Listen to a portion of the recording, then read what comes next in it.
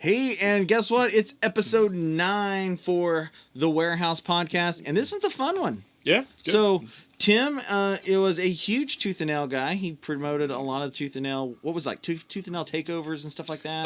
The first Tooth and Nail weekend was held at the Warehouse. Okay. We did a lot of firsts with Tooth and Nail. There you go. So this is our first new band for Tooth and Nail, then, I guess, for the Warehouse. So we got Salt Creek. We got Nathan from Salt Creek, plays guitar for them. He's a really cool dude.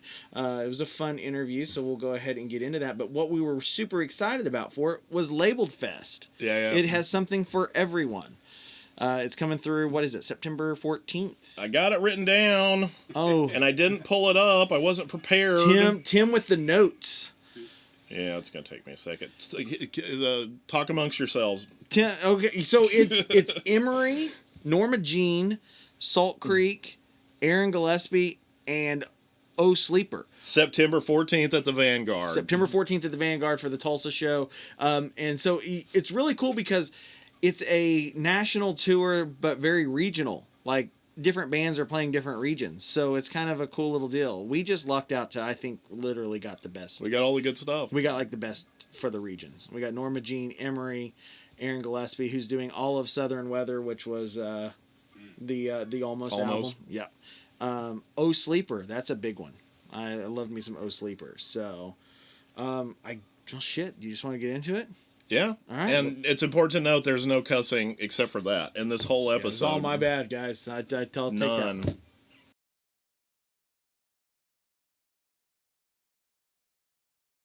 All right.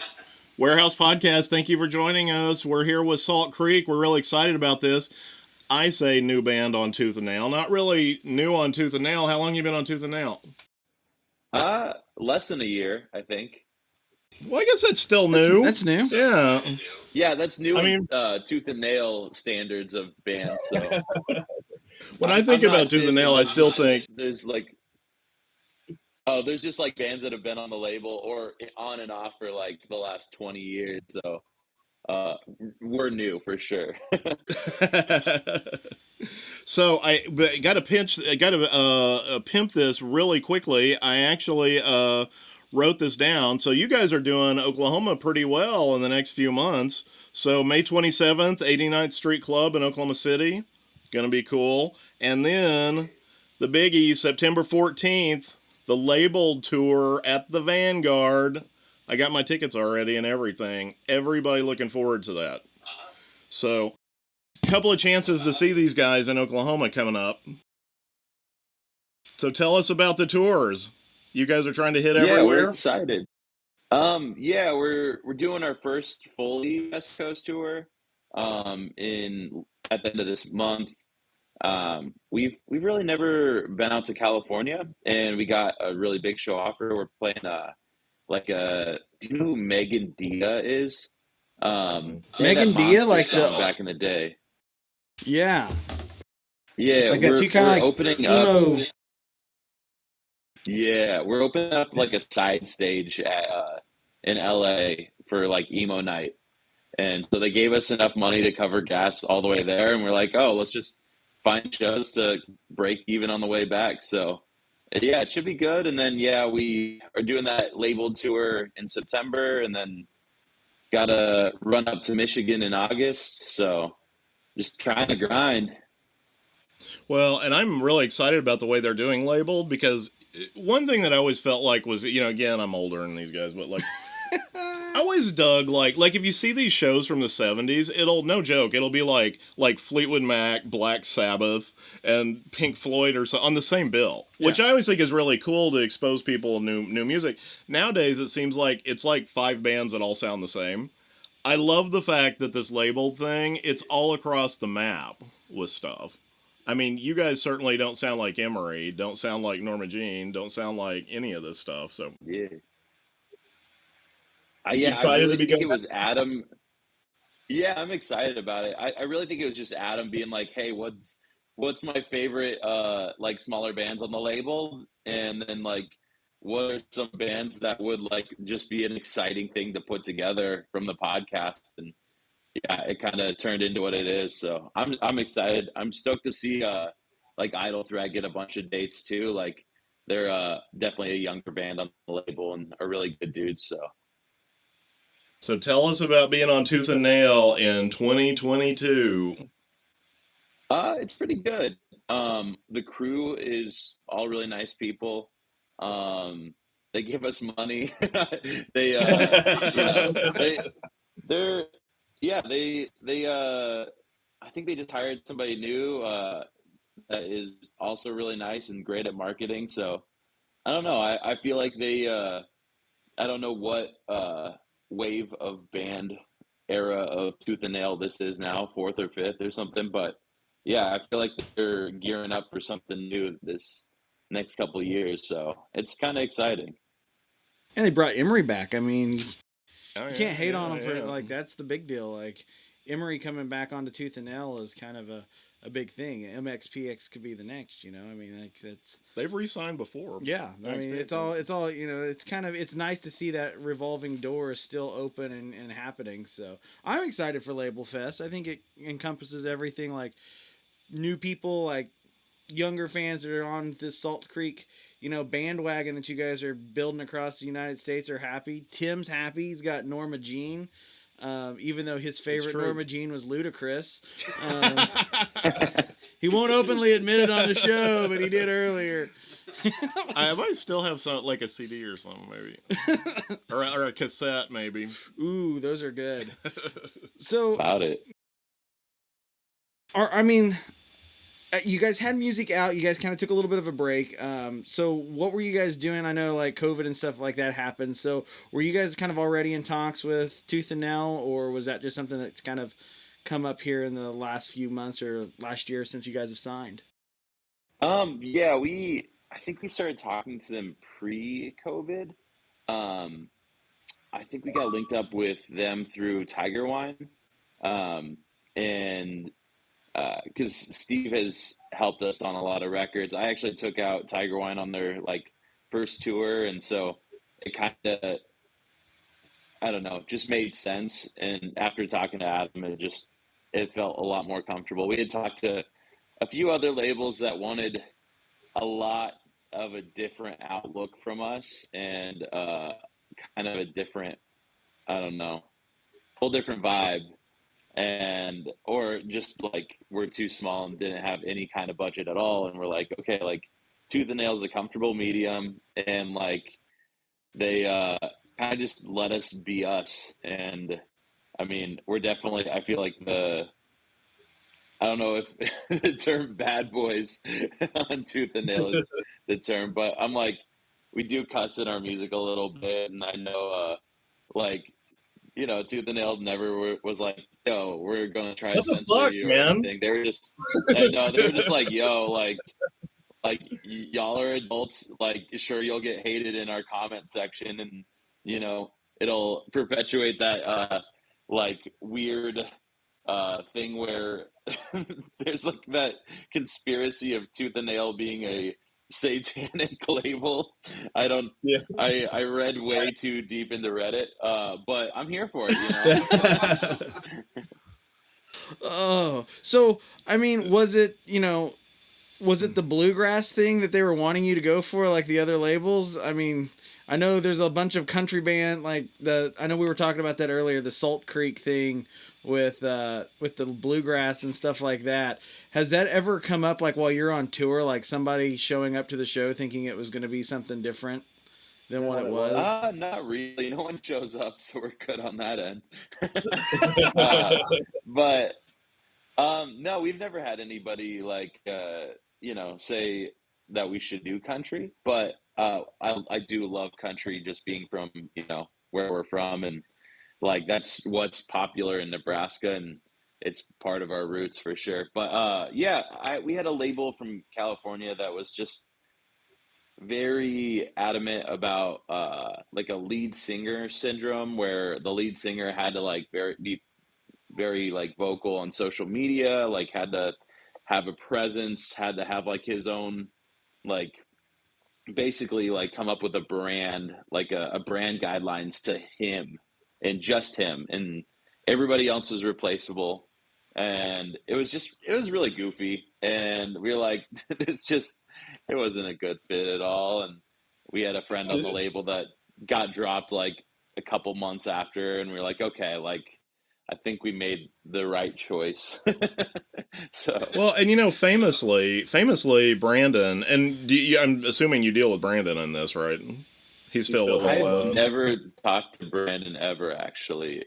Um, we work with Adam. I'm gonna butcher his last name, and I hope he doesn't listen to this. But Scatula. Okay. Yeah. Yeah, we work with Adam primarily, and then Tyson and Marshall and Anna help with a lot of stuff too. So See, I'm sold. It was like Brandon and Bill Power and those guys, John Dunn, those people. But anyway, regardless, what I was going to say, Brandon always famously said that he would sign bands that not necessarily was going to be the biggest band in the world, but could be the biggest band in their chosen genre, which I always thought was really cool. Because, I mean, like, clearly, like, Danielson or something like that's not going to be, like, the next Madonna, but, I mean, they could be the next Danielson, and they were. And I always thought that was a really cool way of doing things. It was, pretty visionary, I think. And, I mean, for me, that fits in perfectly with you guys and what you're doing.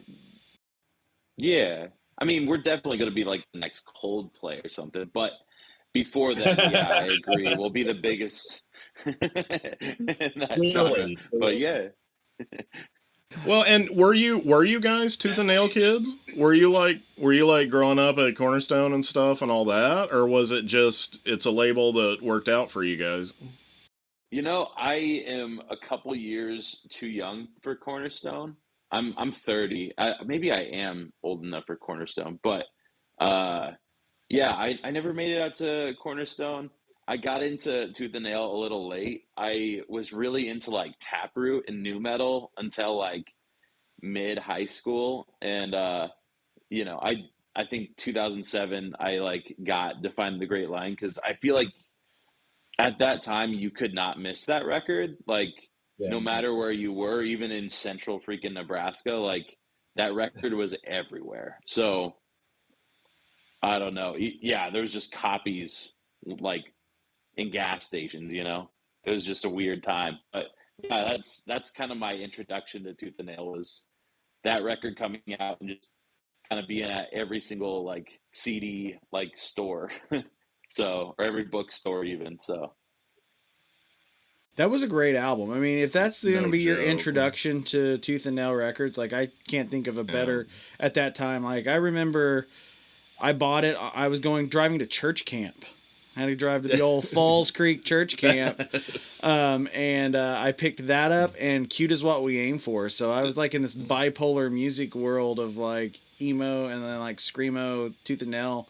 And it blew my mind. Like I was like, They're Only Chasing Safety was great, but that one was amazing. Yeah, that's still one of the great ones, I think. it was cool. I felt like that was like a very like pivotal record on even branding and design. What's Jordan Butcher, I believe, did that right? That album cover, but like It used to even be just, like- Asterisk Studio. Oh, okay. It was just interesting like seeing that record come out and everything being so cohesive to what it was and like even the like music videos like really related to the album art and like the same like muted styling, and it was I don't know. It was just kind of a cool like I felt like it was a movement when it came out. So I always thought the first line on it, wake up, this is not a test. I was like, I just thought that was just like a dividing line almost. It's like, here's the new stuff. This is where we go from here kind of thing. Well, and that was like the first album that really showed Aaron screaming too. I mean, like that was kind of that, like they were saying that it was going to be harder, and it was they could have gone. I remember watching one of the things that Tooth and Nail put out not too long ago, I believe, with the newer Under Oath. Like they were kind of going back and looking at their history, and they're like, we could have done another Define the Gray Line, but They're Only Chasing Safety, but we decided not to. And I mean, I think the decision worked out well. So, just like the decision for you to sign to Tooth and Nail worked out well. Yeah. So tell us about the band right now. Like, what do you feel like your role is right now? What are you guys going for? How do you feel about where you are? Stuff like that. Yeah, we just got a new manager, and he's kind of pitching us to some really weird stuff, but it's been I don't know, a really good feeling to at least like being in the running, you know.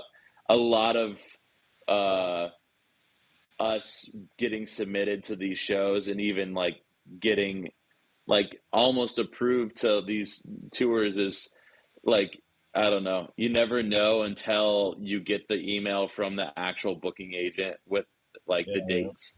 And I don't know, right now we're just trying to grind and do our own thing and hope for the best. And either way, if if nothing happens from this, at least we got to do it. And it was fun, and we get to hang out with all our friends and goof around and get free vacations and live.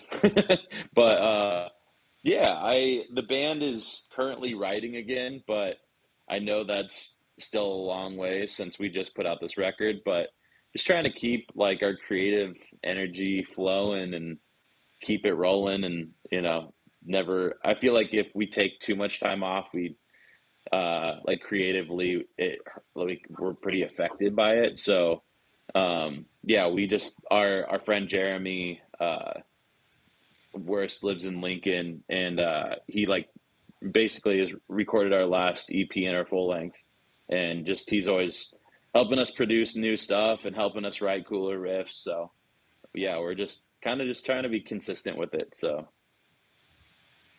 So you guys are writing right now? yeah, a little bit. We have like 4 or 5 songs, but yeah, I haven't even sent any like demos over to Adam because I'm like, the last thing the label wants to hear is, hey, like we're on to the next thing when you're halfway into this thing, you know? So I you just be like, yo, chill out. But we'll be ready when we need to be ready at least. So What's the mood of the new stuff? Uh, it's a lot more rocky, so we're kind of going that world, and then I don't know if it's like kind of radio rock. Like if you like Shine Down, you might like it.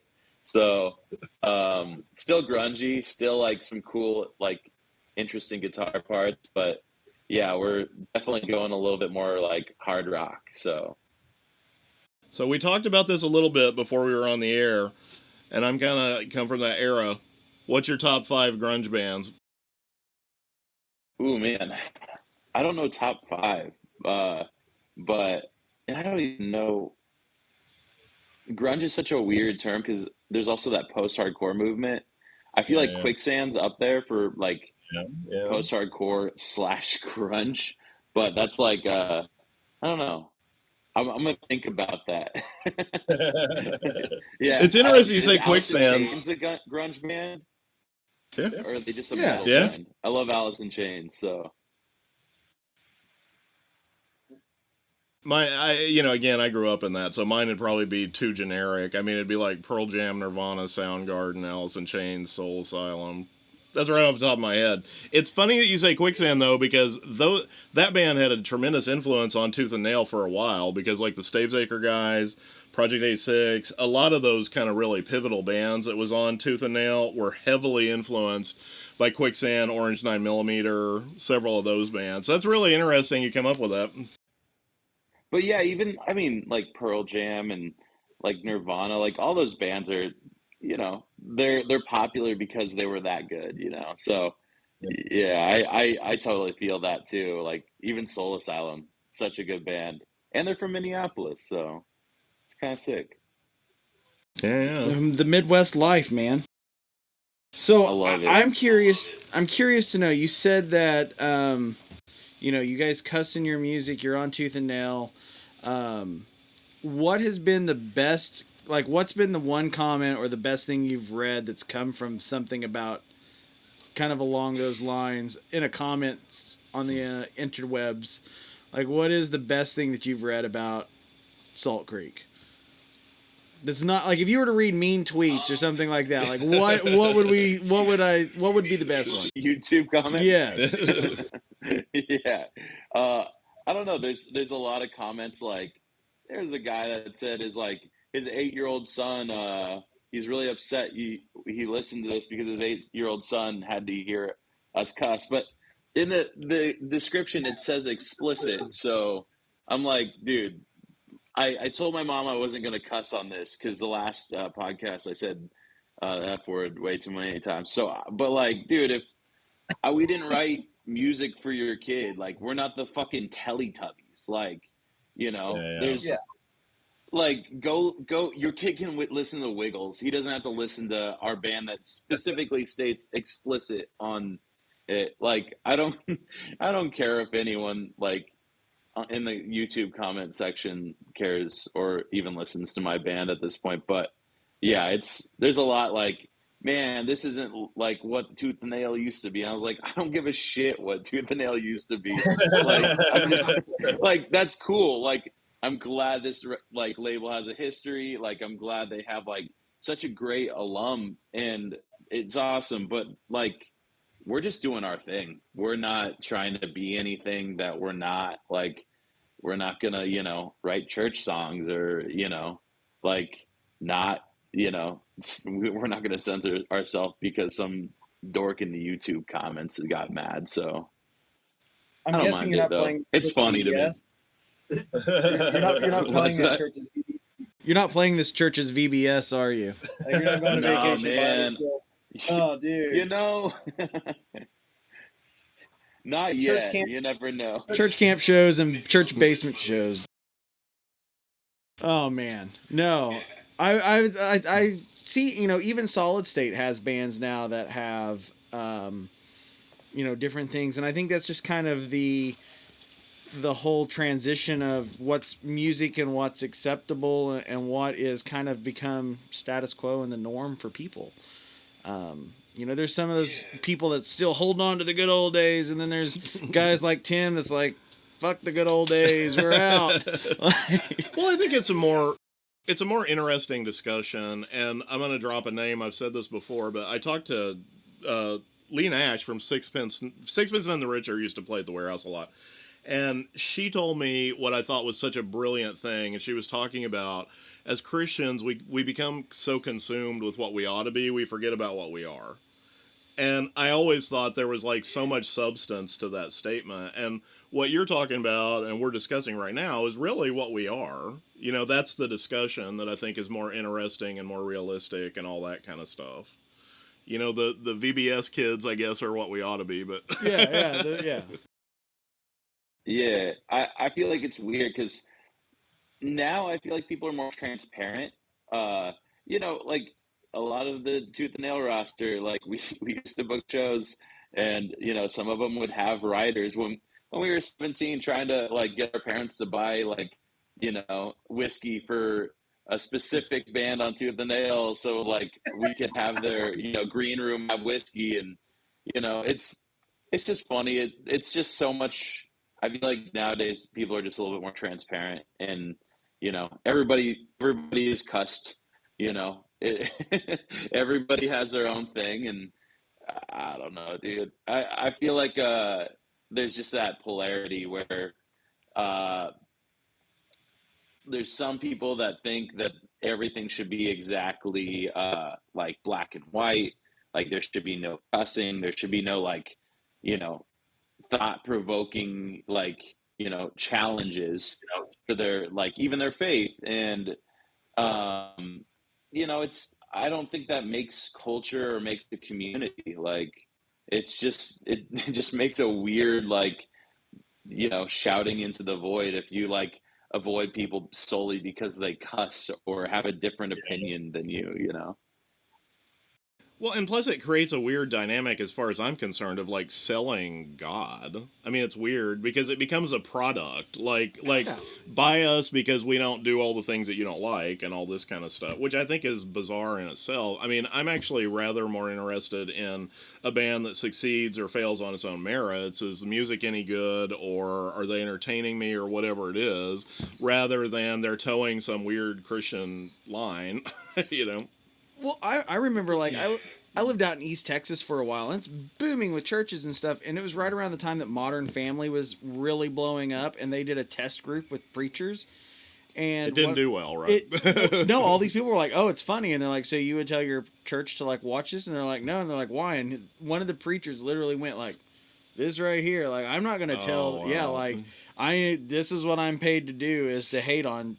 Basically hate on this for no apparent reason. Like, I think the show's funny, I'm laughing, and that is an awkward spot to be in, is with somebody who you know like something is funny or they really like something, but they're not going to do it because of some like small reason.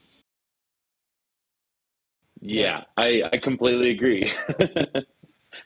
You're well, like, and okay, have you like, actually... oh, what's up? Sorry. No, go ahead. Have you run up against stuff like that aside from people just being mouthy on the internet? I mean, I would assume you don't play places where, you know, the youth pastor says you need to come and give an altar call or something crazy. I mean, have you run against people doing that? Yeah. Now, no. I used to like tour with a band that was very like more religious. I don't know if you know After the Order or Pilot for Kite. I played drums for them for a bit, but yeah, I used to be more involved with that, and it made sense for that because it was a ministry band. But yeah, now it's, we play bars. I think the people that heckle aren't going to come out to a show anyway. They're not going to come out to their favorite band show, probably even. So, Right. They probably haven't seen daylight in a while. Yeah. I was in a small band for a while, and we got like somehow one of our drummer was like tied in with these churches, and they were like, "Hey, could you just come and play some praise and worship stuff at this camp like outside of Austin?" And so we ended up like booking like 3 shows in Austin, and we're playing these like church things in the daytime, and then like going out and playing the bars at like 9-10 o'clock at night. And somebody saw us and they're like, "Really, you guys are playing there?" And we're like, "Yeah, like we're not a praise and worship band. Your last thing fell through, and we know how to play in the key of G, so it just kind of worked out. Like we showed up for your thing." So yeah, it's so strange. Like, I mean, all these bands, you guys are in great company, and it's great, and it's kind of refreshing to see that there is still, and honestly, people will probably see more of the good and things like that with guys like you who, are just real and transparent instead of being the fake, this is what I have to be, this is how we've always done it, and this is how we're always going to do it. And you're not dividing things. You're not being that person. You're just being a genuinely good guy. yeah, that's the one thing I felt like once I hit like a certain age that I used to kind of shapeshift. I felt like when I was around a pastor, because I own a screen printing business, and I do sales, and when I was around a pastor, I would not cuss, and then like when I was, I would just try to like conform, and then I realized like there's no like, I don't know, it just didn't feel right. So I'm just 100% who I am at all times. Like, if you like it, that's cool. If you don't like it, that's also whatever, cool. Like, there's no Unless reason your to mom's like watching hold the back. podcast. My mom, literally, I was Yeah. at dinner and she was like, "Yo, that last one, you were filthy." I was like, "Ma, I just said that one like 4 times." So, yeah, she got a little mad, but yeah. I The promised mom. her I wouldn't cuss on this one, but she'll probably listen to it for sure. And hear me. Tell her that we drew you into it. Yeah. You approved it. Hey, we need you right here at this point to say it, okay? That was our thing. It was all ripped. It's all scripted, right? Yeah. Also, where y'all are at, we got our transmission blew out like right in between you guys and Tulsa.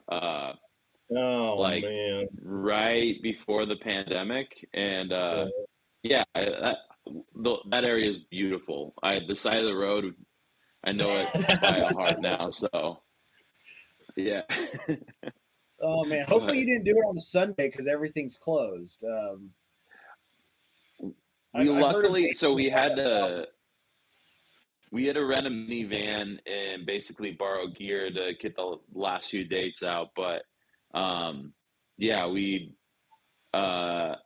van was like, I think it took like 10 days to get it fixed. So it was kind of a bummer, but you know, I'm glad it's fixed now. Now that like we're doing a little bit more extensive tours. I think that one was only like 8 days, so it's better than the transmission blowing out on a 14-day tour in California or something. So, Dude, I wish we'd have known you then. We could have hooked you up with a bunch of cool stuff.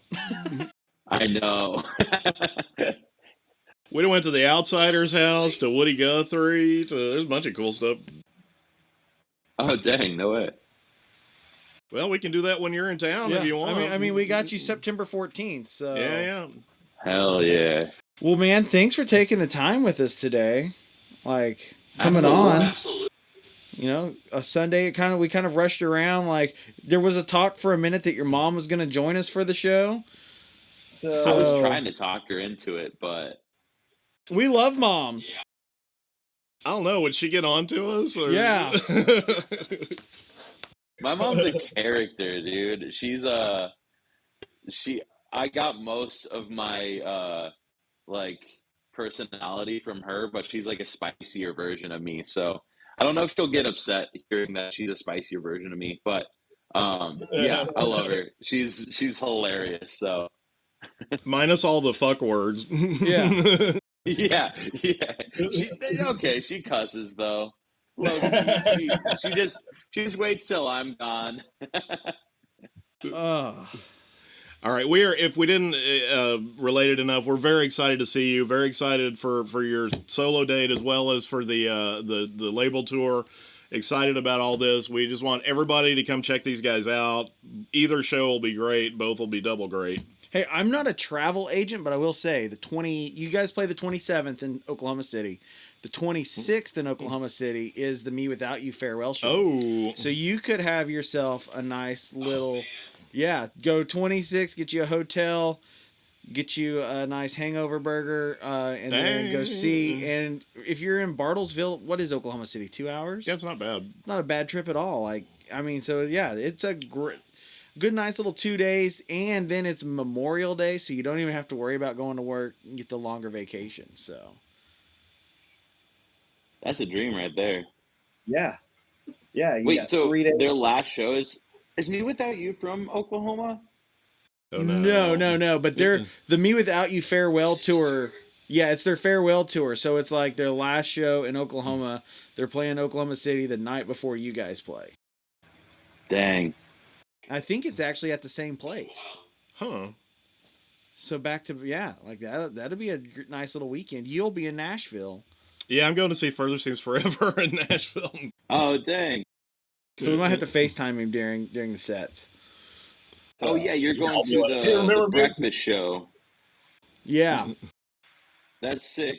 I really like the band Better Off on that show. That band's so good. I don't know if y'all listen to them, but hot take, best current band. So Better Off. You heard it there. Okay.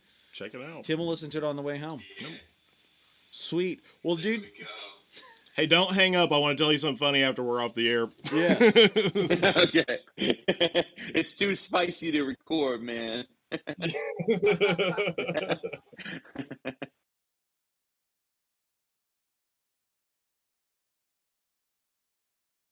Thank you. Salt Creek. I mean, that was awesome. Like a lot of fun. The dude, Yeah. Nate was awesome.